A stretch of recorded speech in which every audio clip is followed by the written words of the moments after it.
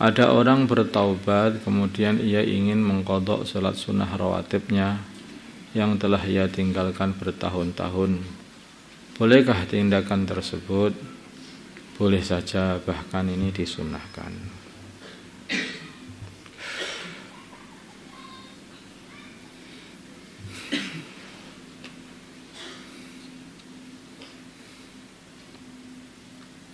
Juga dalam Minhajut Talibin wa Umdatul Muftiyin, Tuhfatul Muhtaj juga ada, Kanzur Raghibin juga ada. 2. Kewajiban penunggu orang sakit. Apa saja kewajiban penunggu orang sakit yang berkaitan dengan sholat? Jawab, dia wajib mengingatkan sholat dan membantunya untuk melakukan perkara-perkara yang harus dikerjakan sebelum sholat, misalnya wudhu ataupun tayamum. Dan seumpama tidak mau sholat, maka boleh agak memaksanya agar ia mengerjakan sholat. Jadi kalau orang itu menunggu orang sakit itu bukan hanya nunggu saja, tidak sholat, tidak dibiarkan, jagongan aja. Namanya orang sakit itu orang yang sudah mendekati akhirat. Makanya itu justru amalan-amalan akhirat itu lebih dikuatkan.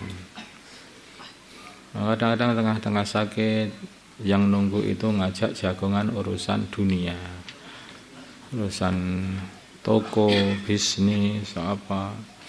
Nanti akhirnya orang yang sudah itu mojok di pintu akhirat itu lah kok malah dia itu ngomong urusan dunia.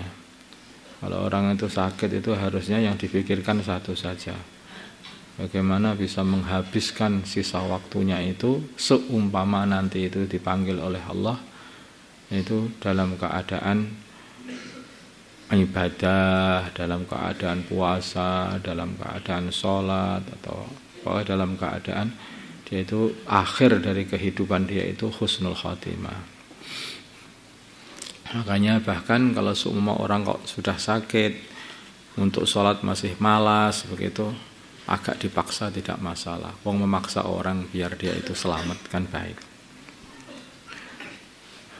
Masalah bersentuhan suami istri ketika hendak sholat. Seorang suami ketika hendak sholat diberitahu oleh istrinya bahwa ia telah menyentuhnya sehingga wudunya telah batal. Namun sang suami yakin bahwa ia tidak bersentuhan dengan istri. Ia yakin bahwa wudunya belum batal. Pertanyaan, dari kejadian di atas, dari kejadian di atas, bagaimana sikap suami yang benar? Apakah ia harus mengikuti perkataan istrinya sehingga dianggap wudunya batal terus wudu lagi, atau tetap dengan keyakinan sehingga tidak perlu wudu lagi karena wudunya dia menganggap wudunya belum batal? Jawab, urusan ini adalah khilaf. Menurut pendapat yang mu'tamad, dia wajib mengikuti perkataan istrinya. Menurut pendapat mu'tamad, dia tidak wajib mengikuti perkataan istrinya. Nah ini benar. Sehingga wudunya dianggap tidak batal. Sehingga wudunya tidak dianggap tidak batal. Karena kan mengikut keyakinannya dia sendiri. Seharusnya orang itu seperti orang sholat itu, kalau dia itu sudah yakin sholatnya benar, ya sudah, nggak usah. Kamu belum lagi, baru 2 rakaat. Lah saya sudah 4 rakaat, 2 rakaat. Teruskan lagi, dan lagi 2 rakaat lagi. Terus bisa jadi 20 rakaat ya nggak habis-habis, nggak yakin-yakin. Makanya diyakini dengan dirinya sendiri.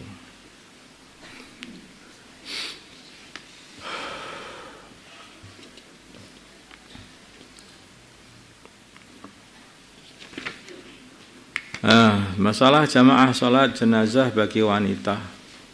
Jamaah sholat jenazah bagi para wanita.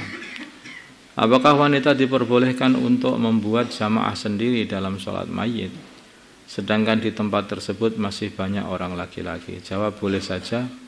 Hanya saja sholat mereka belum menggugurkan kewajiban sholat jenazah bagi laki-laki yang balik dan berakal. Sholat jenazah itu adalah wajib kifayah, fardu kifayah. Dan yang kena kewajiban ini hanya para laki-laki, iya. Wala yastukutu bin nisa'i wa hunaka rijalun minal asah wa al asah fil asah. Ya, ini harus laki-laki yang mengerjakan itu, yang kaul yang paling sahih, yang asah. Pengumuman barang temuan.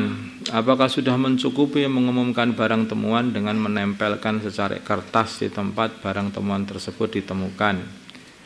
Jawab, yang demikian ini belum mencukupi jika hanya diumumkan di tempat barang tersebut ditemukan. Akan tetapi harus diumumkan di tempat-tempat keramaian. Karena tujuan dari mengumumkan adalah agar pemilik barang mendapatkan barangnya kembali. Ya, kalau menemukan barang temuan terus menemukannya itu di sawah. Umpamanya menemukan kitab aja lah, pelajar kok maksudnya. Kitab di sawah begitu. Terus diumumkan di sawah, dikasih kertas, ditaruh di bawah dengan dekat galengan begitu aja. Siapa yang mau baca? Paling orang itu jatuh di situ, kitabnya kan hanya sekali lewat. Masalahnya kan begitu. Makanya kalau mengumumkan di tempat barang temuan, ya belum tentu cukup. Makanya harus diumumkan di tempat yang ramai sekiranya orang itu banyak lewat di situ itu. Masa mengumumkan untuk barang yang berharga diumumkan selama 1 tahun. Adapun caranya adalah diumumkan sebanyak 2 kali dalam sehari. 2 kali dalam sehari kayak wiritan gitu ya. Yaitu pagi dan sore selama sejumat, kemudian sehari sekali selama sejumat, kemudian sejumat sekali atau sejumat 2 kali selama 7 Jumat, kemudian sebulan sekali. Masya Allah.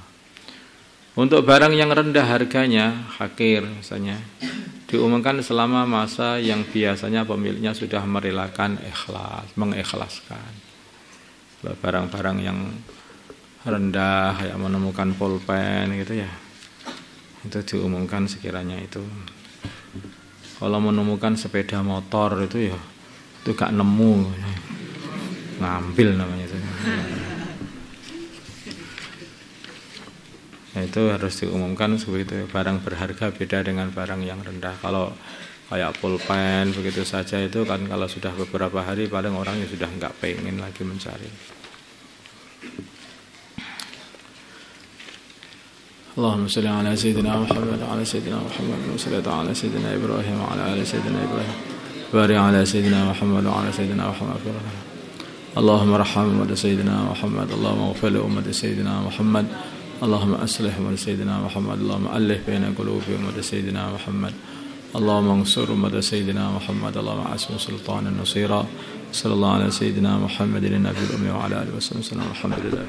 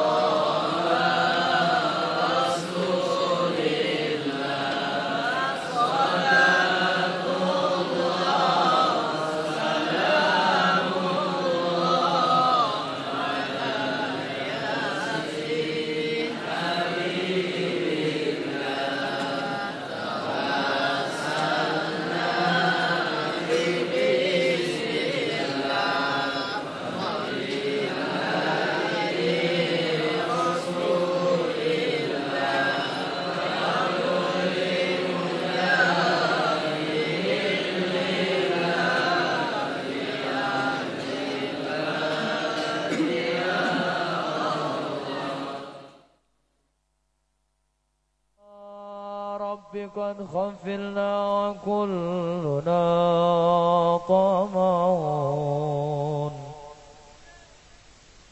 في عفو وفي كرم وفي آتاك